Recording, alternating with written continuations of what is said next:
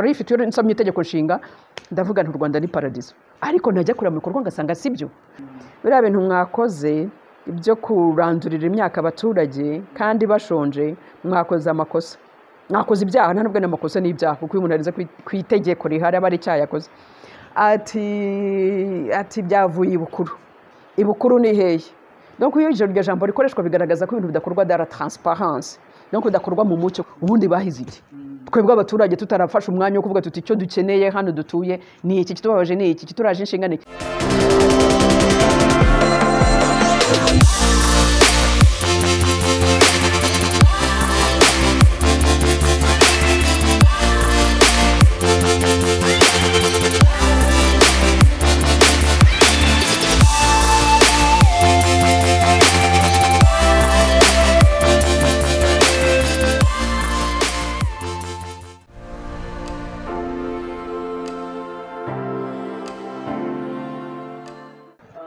amahame ya demokarasi turi kugenda tugarukaho harimo n'icyo bita political tolerance uburyo bwo kubabarirana mu buryo bwa politike abantu bakoroherana tukirebere ubwo turi kurebera mu iyubahirizwa ry'amahame ya demokarasi hano mu Rwanda ubona mu Rwanda hariho uburyo bw'ubworoherane kuvuga nk'umuntu uti ibi bintu uri gukora si byo ubona hari uburyo bwo koroherana ku buryo bashobora kuvuga bati ariko nyamara ibintu Ingabire yavuze hariho koroherana cyangwa se ibintu undi muntu yavuze ariko tutumva kimwe hariho koroherana uwo muco wari washinga imizi mu Rwanda ku buryo abantu batangira kuvuga ngo bagiye kwenjoyinga cyangwa bagiye kuryoherwa na demokarasi n'amahame yayo oya uwo muco nawo ntabwo kuko nawo uri nyine nk'uko bivuze uri mu mahame ya demokarasi kandi namaze kwerekana mu kanya ko amahame ya demokarasi ntabwo turayageraho mu gihugu cyacu ntabwo hari kubera ko ikibazo kuko natanze urugero rw'uko ishyaka ryanjye ritari ryandikwa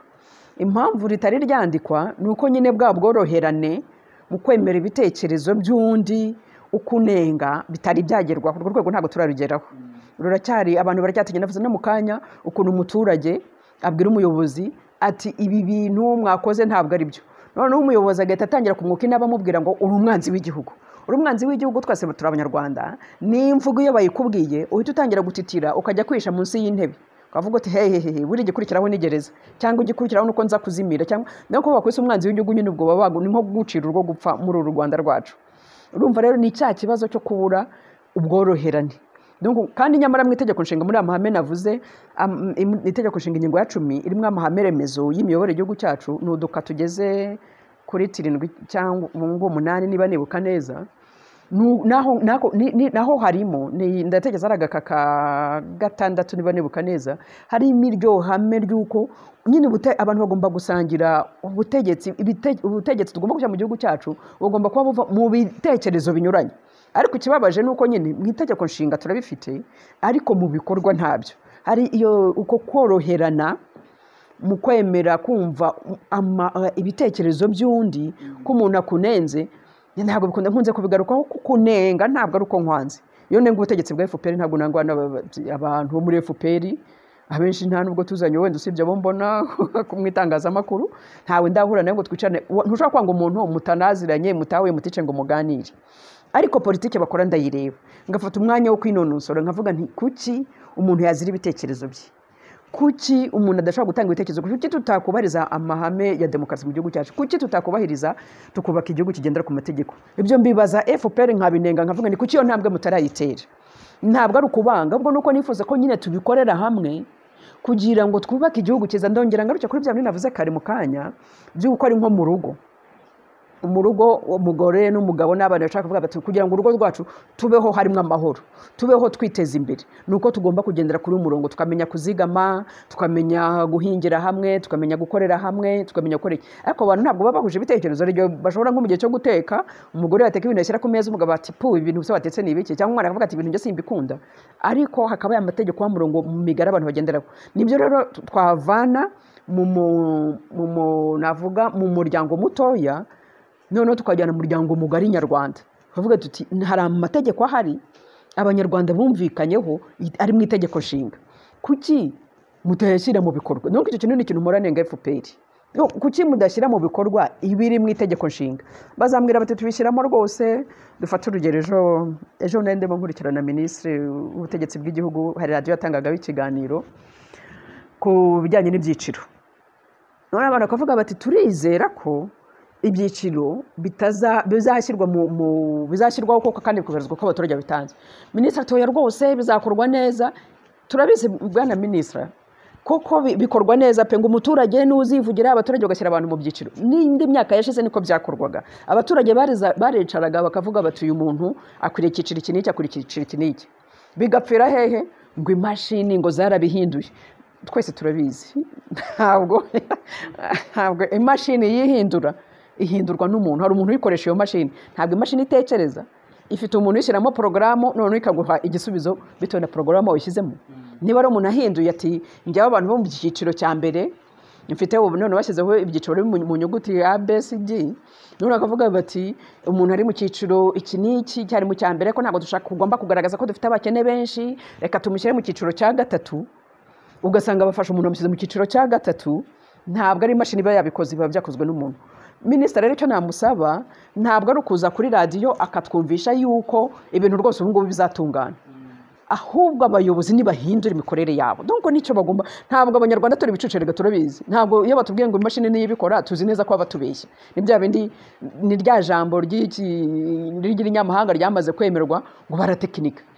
Abayobozi nibo babitekinika, ntabwo ari imashini zitekinikwa n'abayobozi. Nibahagarike gutekinika. Donc minisitiri azabwira abanyarwanda ku maradiyo twese tumwe bavuga ati banyarwanda twari twabatekinitse mu byiciro byashize, ariko noneho nk'abayobozi bo mu rwego rugomba kubahiriza amategeko ntabwo tuzongera kubatekinika. Ibyiciro muzavuga nibyo tuzabashyiramo. Donc minisitiri avuga ati ntabwo tuzongera kubatekinika, ariko kubwira abaturage kuko kuza kutubwira amahame, ayo mahame arahari. Navuze itegeko nshinga turahari, ni ryiza pe, turayifite. Iyo nsomye itegeko nshinga ndavuga nti u Rwanda ni paradizo, ariko najya kureba mu bikorwa ngasanga sibyo.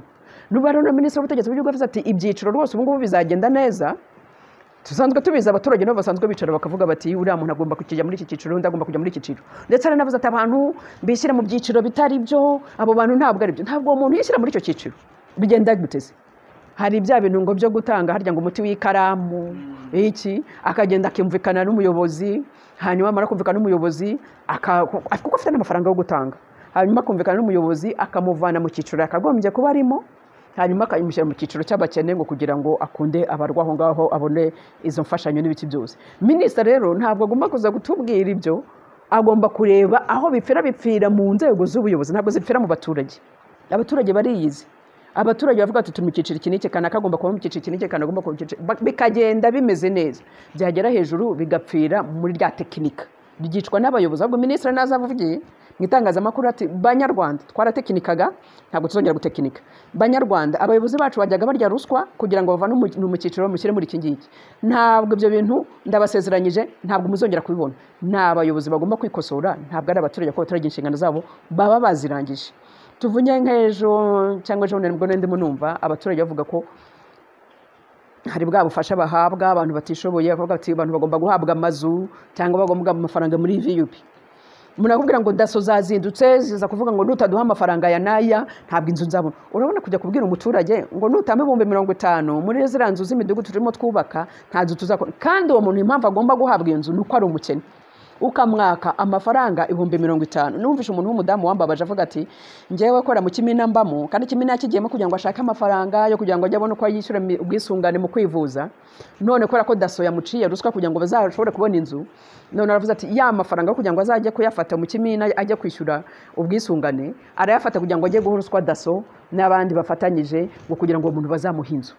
Ntabwo rero minisitiri w'ubutegetsi bw'igihugu dukeneye aza kutubwira ati rwose ubu ngubu abantu bo muri za yufi tugiye kuzajya tubafasha abantu batifashije, ahubwo minisitiri ngo nutubwire uti birarangiye daso ntabwo izongera kuzageza kubaka amafaranga yo kugira ngo muhabwe cyangwa izindi nzego zo hasi zizajya ziza kubaka amafaranga kugira ngo zibakorere inshingano zagombaga kubakorera. Nuko nicyo dutegereje kumva kuri minisitiri. Kenshi nakunze perezida Kagame barahira, nibura we mukundira ko avuga ibintu uko bibi ati ni ibintu byo kwirirwa tuza kubeshya ngo turasinya imihigo, murabeshya mukabesherana mukabeshya ibintu bitabayeho, tukaza tugasinya ibyo bintu navuze ngo sinzagaruka kubizamo. Ariko ndi kwibaza ejo babisinya niba noneho hari icyakosotswe, kuko ni bya bindi dukunze kuvuga, niba ubutegetsi navugaga mu kanya, niba ubutegetsi bushyirwaho n'abaturage bakaba bugomba gukorera abaturage, none si imihigo basinye ejo basinye imihigo bakuye, kuko ubundi bagombaga kubanza kumva ibitekerezo bivuye mu baturage,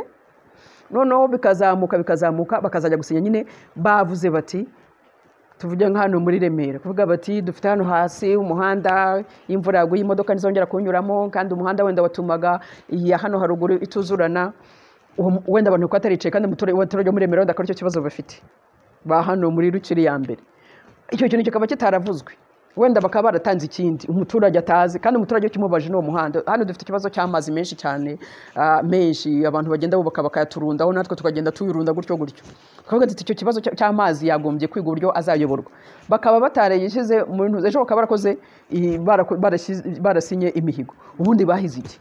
Twebwe abaturage tutarafashe umwanya wo kuvuga tuti icyo dukeneye hano dutuye ni iki, kitubabaje ni iki, kituraje inshinga ni ibyo ushobora gutuma dutera indi ntambwe y'iterambere mu karere kacu. Ni ubundi si ubwo basinye iyihe mihigo ivuye he? Nubwo turi muri corona ariko nibura bagombaga kugira ibitekerezo. Donc ni ibintu bivuga, donc amahame ya demokarasi ni meza, turayafite mu mpapuro, ariko ntabwo kubishyira mu bikorwa biracyari kure. Nicyo rero mparanira, nicyo nifuza ko igihugu cyacu twageraho. Baracumbagira. Uzi ikintu kimbabaza se?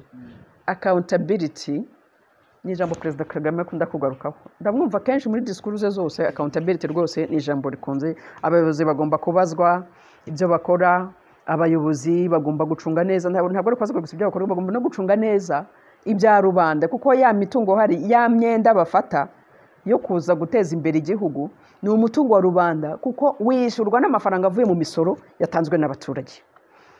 Ariko ibi ndabivuga mu bice bibiri: kubaza abayobozi imiyoborere yabo. Nabivuze mu kanya, natanze ingero zo gusenyera abaturage, nta ngurane bahawe, ntacyo babwiye. Iyo cyerekana ko nta accountability ihari, kuko nta muntu ubaza wa muntu warenze ku itegeko ngo amubwire ati ko warenze ku itegeko. Aha ariho naho mbwira abanyarwanda, niba za nzego zose dufite nta na kimwe zibajije wa muyobozi, bumve ko bafite intwaro yitwa itegeko ribemera kujya kubaza wa muyobozi utabarangije inshingano ze. Donc be kugira ubwoba, be kuvuga ngo ndafungwa ndapfa. Ariko n'ubundi se tuvuge nk'abantu basenyewe Kangondo se cyangwa ibiraro badafite uko bariho uyu munsi, n'ubundi se kuvuga ngo ntabwo ndi bubaze ikibazo cyanjye, ngo ubundi se ukubayeho uko ngo ukurishimye kubaho witotomba, se udashobora kubaza ikibazo cyawe, ubundi se uba witotombera ndi? Jya kwitotombera umuyobozi aba ari ubwira ati mwaransenyera ko ntaho mfite mba, n'abana banjye ntaho dufite tuba. Donc wowe kugira undi witotombera. Noneho icya accountability kindi usibye byo kubaza abayobozi bakorwa, tujye none mu bintu bireba n'imicungire y'ibya rubanda.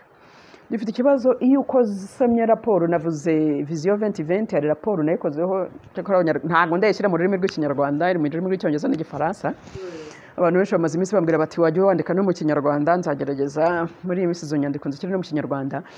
Ariko iyo usomye raporo, muri iyo raporo nerekana nk'impamvu tutageze kuri Vision 2020 FPR yarasezeranyije abanyarwanda.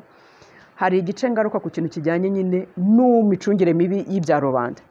Ntabwo ushobora kumbwira iyo usomye raporo y'umugenzuzi w'imari, ngira ngo twese duhora tubyumva, usanga hagati y'umwaka w'2000 na 2017 buri gihugu tugenda duhomba miliyoni 15 z'amadolari, ni miliyari zigeze muri 14. Ni ukuvuga ni amafaranga menshi cyane. Izo miliyari uzi ko zashobora kubakira cyangwa kwishyura ingurane bari abaturage ba Kangondo na za biraro basenyewe uyu munsi badafite uko bariho. Izo miliyari abantu babashyize mu mufuka wabo. Donc urumva niba miliyari, urumva miliyari 15 abantu bishyiriye mu agatsiko k'abantu bake bishyire mu mifuka yabo, yari gufasha imiryango irenze 100 yo muri Kangondo na biraro, uyu munsi akaba nta nduru twari kuba twumva mu gihugu cyacu. Ubwo se urumva bitababaje kuba nyine abantu bakeya batinyuka kwikubira ibintu byakagombye kuba bifasha imiryango 1000, kuko niba tuvuze imiryango 1000 ni ukuvuga ni ibihumbi birenga, kuko umuryango umwe tubarira abantu 5 6.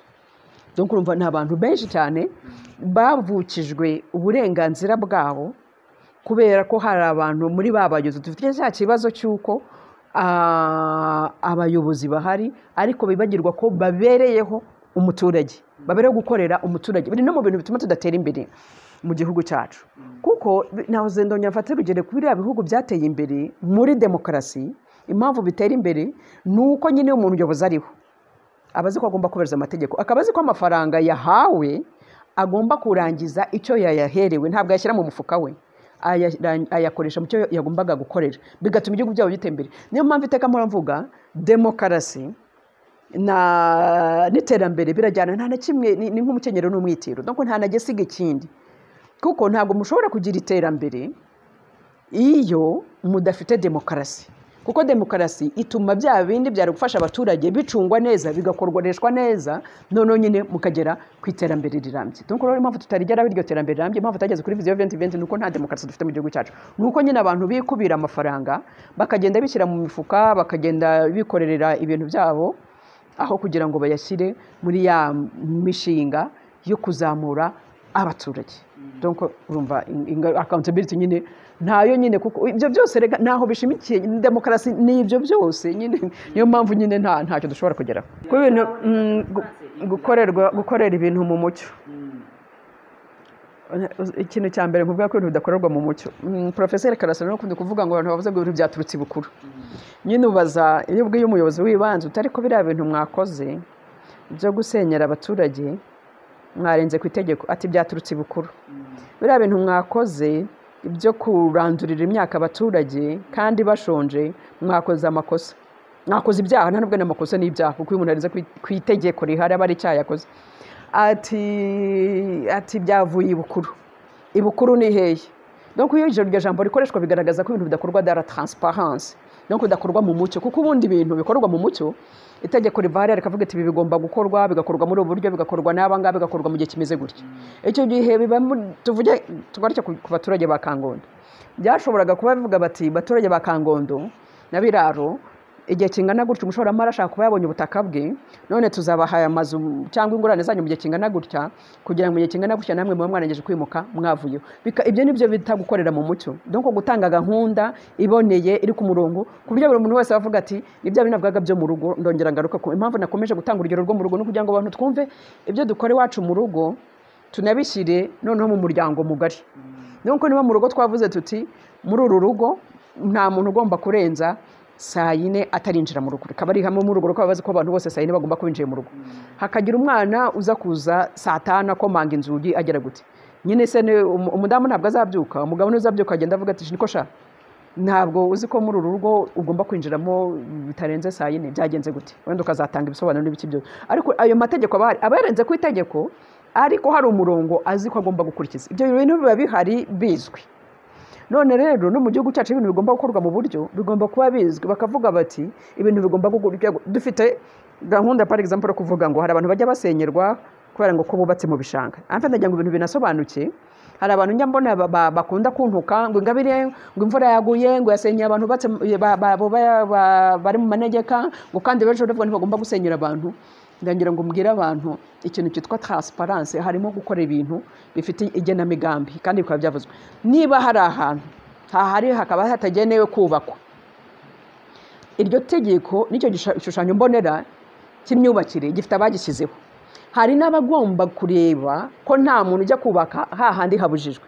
ese ubundi umuturage ajya kubaka ahantu habujijwe mu manegeka hari umuyobozi uri bigenda gute se ni bya bindi nyine ngo daso uyihereza akantu hama wihereza akantu ikakorohereza bakareba hirya hanyuma imvura yazagwa cyangwa se bya bindi perezida avuga ati mukambeshya nyine igihe cyagera bavuga batari ko hari ko hatuwe harya byagenze gute kandi bamaze kujya amazu 50 ubwo abantu bakirengagiza ko bahaye ruswa hama bakagenda bakamenagura aya mazu bakakubita hasi njye ngo icyo cyambere nsaba abanyarwanda niba bavuze batantu harabujijwe kubaka nawe ntugatanga kuko nawe uba wihombye kuko ugiye gutanga amafaranga ukubaka ahantu habujijwe ubuzi ko byanze bikunze nyine mu manegeka igihe bazakizabandikira cyose bazaza bagusenyere bagutware donc umuntu wubatse ahantu abizi nkana kabirengaho uwo ngo ntabwo nshobora kuvuga ngo yarenganye kuko nawe ubwe yarenze ku itegeko rihari ariko ndavuga birasanzwe mu gihugu cyacu ndetse n'ibihe byarahindutse. Ibyo ngibyo byo nta n'umuntu ubifiteho ijambo cyangwa iki. Ibihe byarahindutse, dusigaye tugira imvura nyinshi cyane, ikazi karimbura imisozi, ugasanga umusozi wacitsemo kabiri.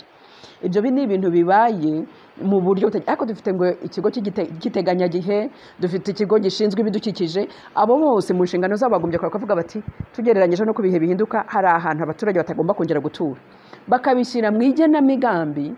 Noneho ubuyobozi bw'igihugu cyacu bugatangira kuvuga ati hari ahantu kuva iki gihe nta bantu bagomba kongera kuhatura, bugatangira guteganya abantu bagomba gutura, bugatangira guteganya bazahimukira ryari, bizagenda gute.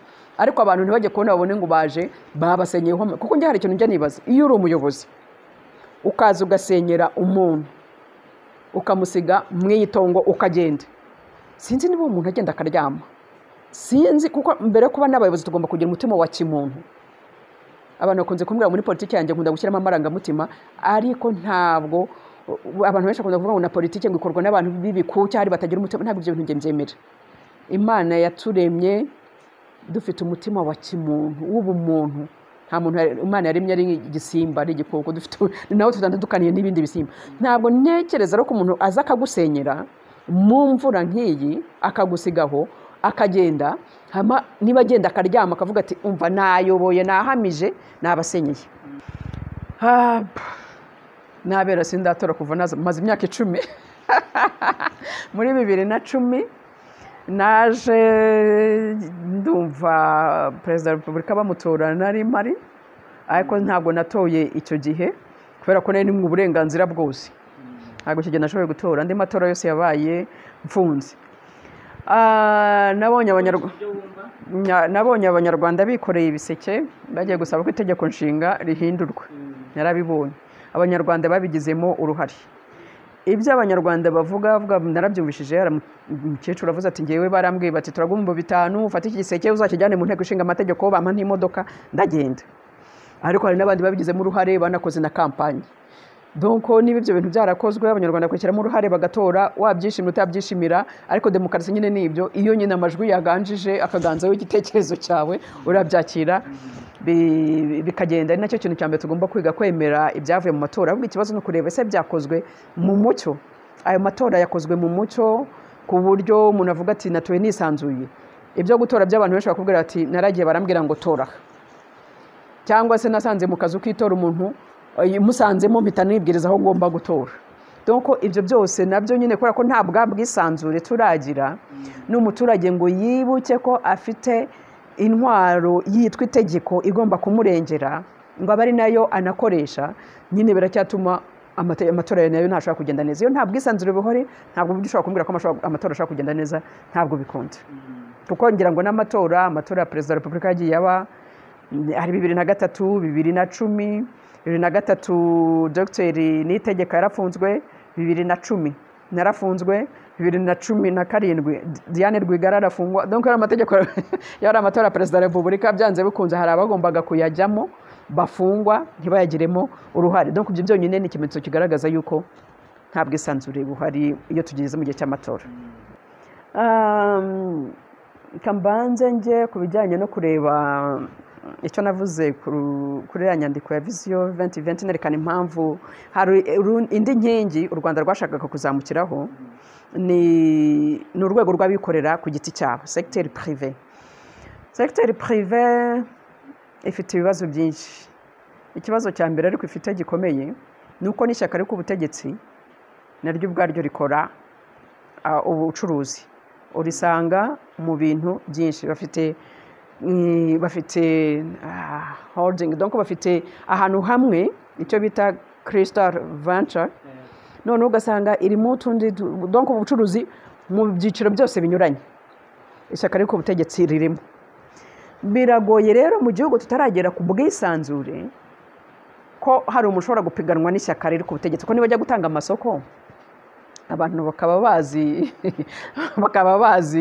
amabwiriza kuko bari mu buyobozi bakaba bazi amabwiriza azagenga iryo soko, urumva nta wundi uzaritsinda kuko amabwiriza nyine barayazi, bari mu buyobozi bazi amabwiriza azagenga iryo soko rigomba gutangwa, ubwo urumva kuyuzuza bizaba byoroshye. Donc kugenda ukabwira umuntu ukora hariya mu ruganda rwanyu uti yumva rero hakenewe ni, donc icyo ni kimwe nsanga ari imbogamizi ikomeye ku bwisanzure mu bucuruzi, mu bikorera ku giti cyabo. ikindi cya kabiri nkunze aha ni ku rwego rwo hejuru noneho tujye mu bucuruzi bwo hasi buciriritse tutarebye no muri bihe bya kovide turebe mu bucuruzi bwo hasi buciriritse usanga abantu bakubwira ko gutangira gucuruza biragoye mu gihugu cyacu kubera ko harimo amabwiriza menshi dufite ugasanga asa n'akumira umuntu wavugaga ati mfite umushinga mutoya nashoboraga kwikorera n'uburyo iyo politiki ikorwa mu bucuruzi ugasanga harimo imbogamizi reka dufate urugero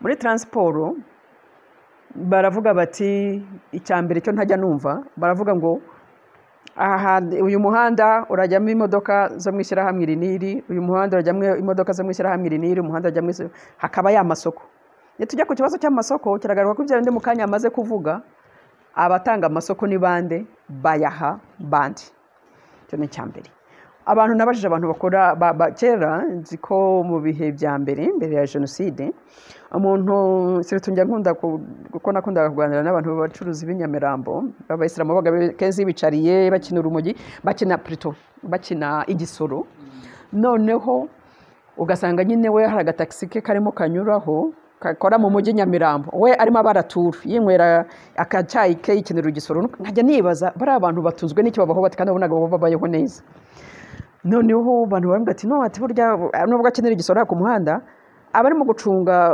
umutaximene we mutwariye taxi ngo aze kubara inshuro ya taxi yahanyuze aze kumenya amafaranga aza kumuveresa uyu munsi bikorwa biti bambwiye ko hari amashyirahamwe gukora amashyirahamwe ntabwo ari ibintu bibi nkunze kubigarukaho ko amashyirahamwe ari byo ashobora kudufasha kuzamura ashobora kuba intandaro yo kuzamura ubukungu bw'igihugu cyacu nabivuzeho kenshi ariko amashyirahamwe ukuntu akora ari amashyirahamwe nyine akagombye gushyirwaho afite inshingano kuko kuzamura abantu yazamura ariko uko bikorwa ntabwo bituma bizamuka bigenda bitakubwira bati umuntu ashyira imodoka ye mu ishyirahamwe bakakubwira bati uriyandikisha mu ishyirahamwe amafaranga umushoferi akorera azajya yaveresa mu ishyirahamwe ukwezi ni gushira ishyirahamwe ryayo rizajya rikubara kubwira ati twishyuye imisoro twishyuye parikingi muri gare twishyuye noneho bakubwira bataye amafaranga tukugene nayo ati noneho ugasanga hari igihe usanga ahubwo ntacyo winjije ahubwo urimo umwenda ugasanga imodoka yawe nta kintu kumariye ugasanga abantu benshi ibyo babacuruzi b'abantu b'inyamirambo babaga bishyirira akamodoka ku muhanda batakigashyiramo kubera ko ntabwo kunguka niyo yaba ari amaturu ntacyo byamumarira kuko amaturu azajya mu ishyirahamwe ryo rizakugenera niyo ibyo bintu bidindiza cyane itembera kuko ndibuka icyo gihe bigikora mu bwisanzure byatumaga umuntu ashobora no kuvuga ati mfite utumiliyoni 2 reka nake imwenda muri banki ngure imodoka nyishyire mu muhanda itwara abagenzi nzi neza ko nyuma y'umwaka nzaba namaze kwishyura umwenda none utangire nanjye igire icyo nkura nzamuke umuntu akavuga ati iyo transport ishobora kuzantunga akabaho kandi bigakunda uyu munsi urumva ko bidashoboka nuko urumva rero ko bwa bwisanzure mu bucuruzi ntabwo dufite kandi nabwo biri mu bidindiza iterambere ry'igihugu cyacu kuko tuvuge niba abacuruzi baciriritse bakoranaga ubucuruzi bwambukiranya imipaka nk'ubu muri iyi minsi maze iminsi numva bavuga bati ibishyimbo byarabuze ku isoko ry'u Rwanda abantu bose tutirengagije na bya byo gutekinika abayobozi badutekinika bazi neza ko ibishyimbo hari igihe byageraga tugatungwa n'ibishyimbo abantu bagiye kugura i Bugande kugura i Bugande ntabwo ari igisebo kuko n'abagande ahubwo twakagombye twebwe tuvuga tuti niba tugurayo ibishyimbo twebwe turakora iki tubashyira ikibazo nuko tutaragera kuri iyo leva naho ngaho mbitangamo mvugane hari indi nyandiko nasobe muri iminsi mvuga nti ni gute u Rwanda rwabyaza inyungu mu guteza imbere igihugu cyacu duhereye mu bihugu duturanye donc hari uburyo dushobora gukora ibyo bintu nk'ibyo bishyimbo dushobora kubikura mu Buganda tukaza bigatekwa tukabishyira mu macupa tukajya tugurisha ibishyimbo bitetse kuko dusigaye dufite ikibazo cy'inkwi kibidukikije gaze batubwira gutekera abantu benshi ntibaragira ubwo bushobozi kandi amakara agomba kugenda asubira inyuma ariko abantu bashobora gushyiraho uruganda ruteka ibyo bishyimbo rukabishyira mu macupa hanyuma abantu badafite amafaranga cyangwa yo kugura iyo gaze cyangwa iki kuko ibishyimbo bimara igihe kinini akajya agura bya bishyimbo bitetse kandi biri mu macupa afunze ndetse tukanabijyana none tukabisubiza Bugande twabiguze ari bibisi none tukabijyana yo kubicuruza twagize icyo tubihinduraho urumva uwo mucuruzi wo hasi utunzwe no kujya kurangura ibishyimbo Bugande akaza kubicuruza inaha, cyangwa ari n'aha ngaha ugeraga umusaruro w'ibirayi mwinshi akajya kuwucuruza Bugande, umunsi imipaka ikaba ifunze, urumva uwo nawe yasubiye inyuma mu bucuruzi bwe no mu mibereho y'ubuzima bwe, ndetse n'igihugu cyasubiye inyuma kuko amafaranga yinjiraga ntabwo azi. Umunsi ibishyimbo birimo biragura, birimo birahenda ku isoko ryo mu Rwanda, kandi abanyarwanda tuzi neza ko bafite ubushobozi bukeya bwo guhaha. Nuvuga ko na ya mirire na ya mitero y'umuturage mu mibereho myiza arimo arasubira inyuma. Donc ibyo bintu byose niyo mpamvu nkomeza gutsindagira ko demokarasi n'iterambere ni umukenyero n'umwitoro ntabwo ushobora kubitandukanya ntibikunda, kandi utwo tuntu twose dutoya badushamikiyeho tudakorwa neza nitwo dutuma nyine byose bipfa. Ashwi ntaho turagereraga, turacyari mu rugendo, twashyize mu mpapuro turaparika, niyo mpamvu ugenda mu kurwanira kugira ngo tubivane mu mpapuro tubishyire mu bikorwa. Ubundi butegetsi bugomba gukontorora, ubundi butegetsi ni ubutegetsi nshinga mategeko, ni ukuvuga inteko ishinga amategeko pariroma, kubera ko ifite za mbaraga z'abaturage. Donc niyo mpamvu navuze bagomba kuba iwabo mu biturage, bakamenya amategeko atubahirizwa, baza guterana bagahita bavuga bati umva mwebwe mushinzwe gushyira amategeko mu bikorwa, hari ibyapfuye twumvishije mu baturage, muze mudusobanurire. Ubutegetsi bwagombye kuba bufite imbaraga zisaba ibisobanuro babandi bashinzwe gushyira ibikorwa mu mategeko. Bari buze kumbwira ngo abazumva ikiganiro bazambwira bati ndoha twumva muri pariroma minisitiri kanaka bamuhamagaye, njye ndagira ngo tuve mu bintu bya nyirarureshwa. Nibyo navuga mu kanya minisitiri w'ubutegetsi bw'igihugu atubwira ati ibintu bizagenda neza, aho kutubwira ati twabayobozi tuzakosora ibi. Donc n'inteko ishinga amategeko ntiva mu bintu byo kurangiza umuhango. Twavuze mu kanya ibintu bya raporo z'ukuntu amafaranga y'igihugu anyerezwa bikarangira gutyo. Umugenzuzi buri mwaka uwo muhango urakorwa mu nteko ishinga amategeko y'u Rwanda, buri mwaka uwo muhango urakorwa wo kuhamagara kwakira umugenzuzi mukuru w'imari akavuga amafaranga yibwe, hanyuma abadepite bakazagira igihe cyo guhamagara buri kigo kikaza kikarira kikavuga turasaba imbabazi bikarangiriraho. Ese abanyarwanda icyo dukeneye ni uwo muhango, cyangwa icyo dukeneye ni uko amategeko yubahirizwa? Kuko niba umuntu yaranyereje ntabwo agomba kongera umwaka utakugaruka ngo wongere wumva kubwira ngo ndasaba imbabazi tuzikosora. Uwo muntu niba yaranyereje mubaza mu mafaranga yanyereje ayagarure ayashyire. Ubu nyeho bwa rwego rw'ubutabera rugomba guhaguruka rukavuga ruti wararize bihagije, umwaka ushize wararize, umunsi ntabwo urira, zana ya mafaranga asubire mu isanduku ya leta. Donc tugomba kuva mu bintu mu gifaransa bita démocratie de façade, donc ibintu byanyurarureshwa, gukora ibintu byanyurereshwa mu gihugu cyacu. Kuko mfite abantu bagomba kumva ibintu turabikorera iki? Turabikora ngo turangize umuhango, cyangwa turabikora kugira ngo tugire ikintu tugeraho koko kigaragara, iterambere rigaragare, ribe rizwi ko rihari, rigaragarire buri wese, umuturage abazi ko ashobora kubaza umuyobora, bibe bihari bizwi ko bigenda gutyo. Donc gukora ibintu bya nyirarureshwa nta kintu bituma afite, nta n'uwo tuba duhima. Ni rya tekinika nkunze kuvuga, ntawe tuba duhima, nitwe tuba twihima, kuko bigaragarira hese, bigaragara nyine ko u Rwanda rukibarirwa mu bihugu 25 bikennye ku isi, kandi twe twavuze ngo muri 20 tuba twagezaho, ubu dufite 25 muri 2050. Niba nta gihindutse mu miyoborere y'igihugu cyacu, n'ubundi 2035 cyangwa 2050 bizasanga tukimeze gutyo, ahubwo abantu basubira inyuma, kuko noneho covid yaraje isubiza ibintu inyuma. Donc ni ukuvuga ko dufite ikibazo. Itegeko inteko ishinga amategeko ntabwo irangiza inshingano zabyo mu buryo bwa nyirarureshwa.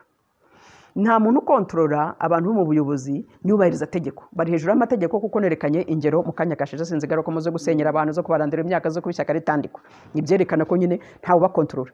Ariko noneho ndagira ngo noneho ngaruke no kuri twe bw'abaturage.